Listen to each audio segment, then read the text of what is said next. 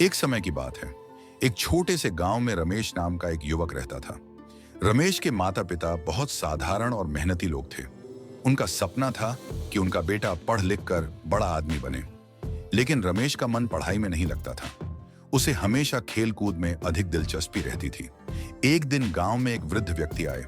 वे गांव वालों को सफलता के रहस्यों के बारे में बताते थे। रमेश ने भी उनकी बातें सुनी और उनसे प्रभावित हुआ। उसने सोचा कि शायद उसे भी सफलता प्राप्त करने के लिए इन रहस्यों को अपनाना चाहिए। वृद्ध व्यक्ति ने 3 महत्वपूर्ण बातें बताई थीं। 1. समय का सदुपयोग। उन्होंने कहा कि समय सबसे मूल्यवान संपत्ति है। अगर हम समय को सही तरीके से उपयोग करें तो हम अपने लक्ष्यों को आसानी से प्राप्त कर सकते हैं। 2.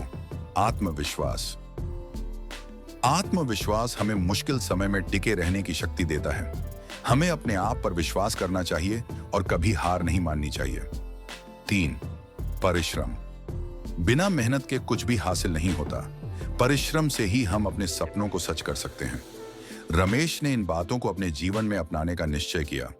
उसने अपने दिनचर्या को बदला और समय का सही उपयोग करने लगा। पढ़ाई में ध्यान देने लगा और खेल कूद को एक सीमित समय तक ही करता।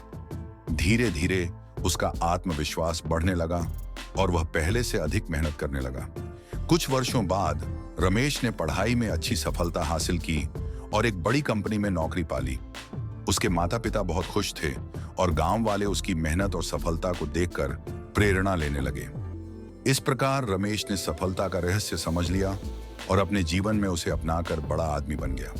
इस कहानी से हमें यह सीख मिलती है कि सही मार्गदर्शन, आत्मविश्वास, परिश्रम और समय के सदुपयोग से हम अपने सपनों को साकार कर सकते हैं।